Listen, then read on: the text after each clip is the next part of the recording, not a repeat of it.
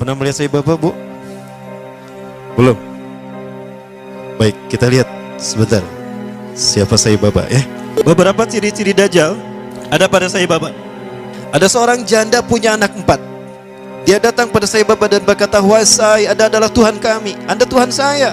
Saya seorang janda sudah 4 tahun ditinggalkan oleh suami saya. Saya punya anak 4, kami miskin Sai. Kami ingin merubah hidupnya. Anda adalah Maha Kaya Tuhan kami, tolong kami beri karunia." Sai Baba hanya menggerakkan tangannya, maka emas keluar dari tangannya. Diberikan pada wanita janda tadi. Sai Baba berkata begini, "Kamu ragu saya Tuhan kamu? Coba apa yang bisa dilakukan Tuhanmu, saya akan melakukannya." Maka apapun yang diminta oleh Syekh tadi, Sai Baba melakukannya. Maka apa yang terjadi? Syekh tadi menjadi pengikut Sai Baba yang setia.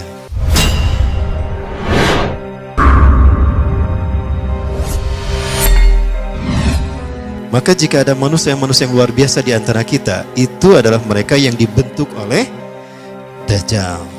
Contohnya siapa? David Copperfield, David Mindfreak. Siapa lagi? Para The Master ya. Nah, jangan salah penulisan. Ada juga Rael juga sama.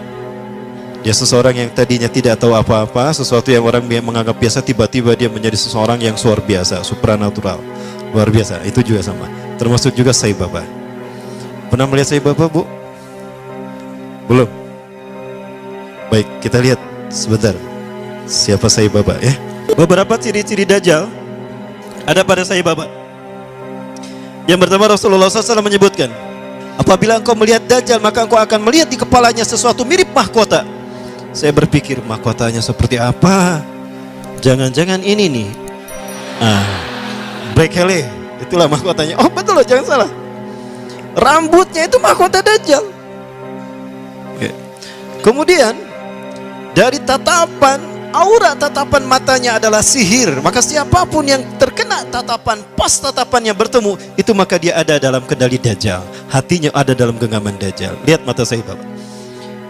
Dan Sai Baba selalu menggunakan pakaian yang digunakan oleh Nabi Isa, kata Rasulullah nanti. 3 warna, celupan warna merah, orange, kuning, dan putih. Sai Baba selalu menggunakan itu. Para pengikut Sai Baba banyak tersebar seluruh dunia. Terbesar kalau di Indonesia ada di Magelang, Jakarta, Surabaya. Para pengikut Sai Baba disebutnya Deputi.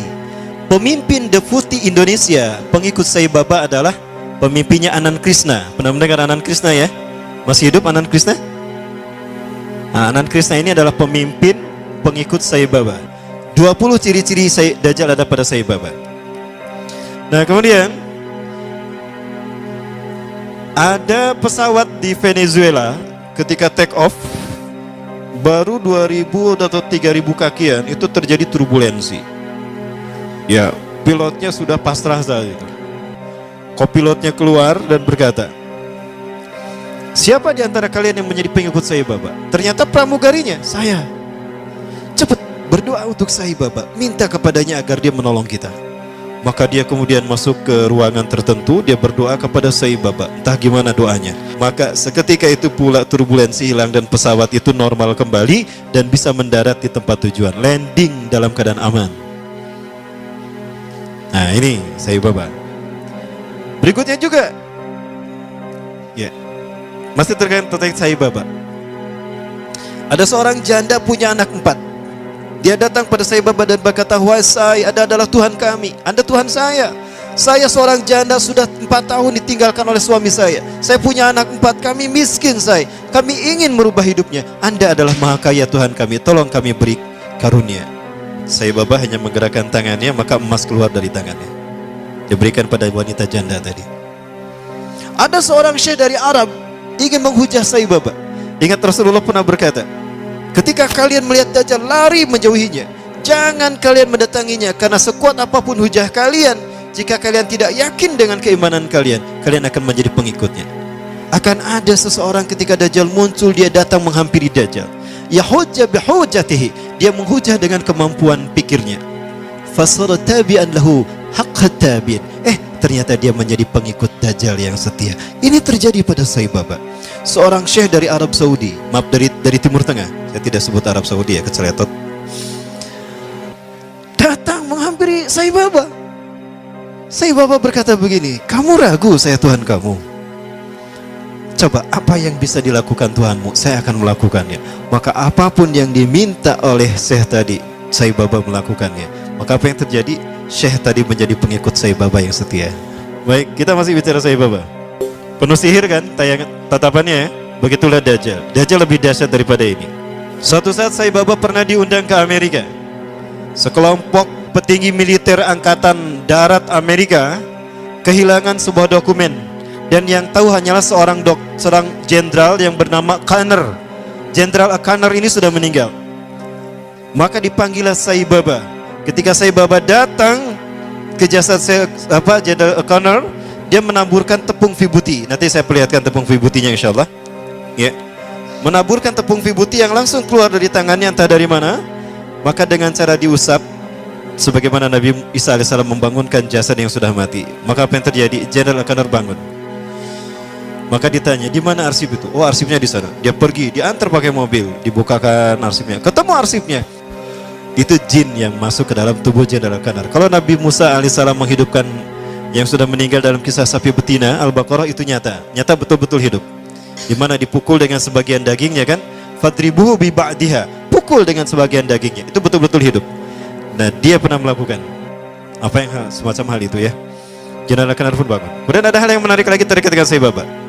Saya coba perlihatkan tepung vibuti yang dia keluarkan, yang dengannya dia menyembuhkan orang yang buta, ya, menyembuhkan orang yang membangunkan orang yang sudah mati. Tapi sekali lagi ini biiznillah, dengan izin Allah. Allah mengizinkan kepadanya untuk melakukan itu sebagai sebuah istidraj, rangsangan, ya. Apakah dia mau bertobat atau kembali kepada Allah Subhanahu wa taala? Sebelum ini muncul, ya ini agak lama.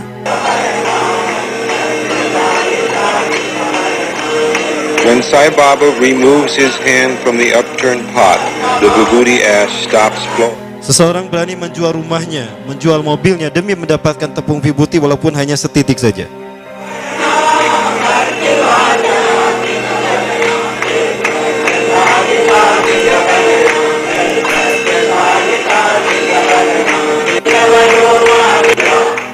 Coba dilihat, tepung itu nggak habis-habisnya.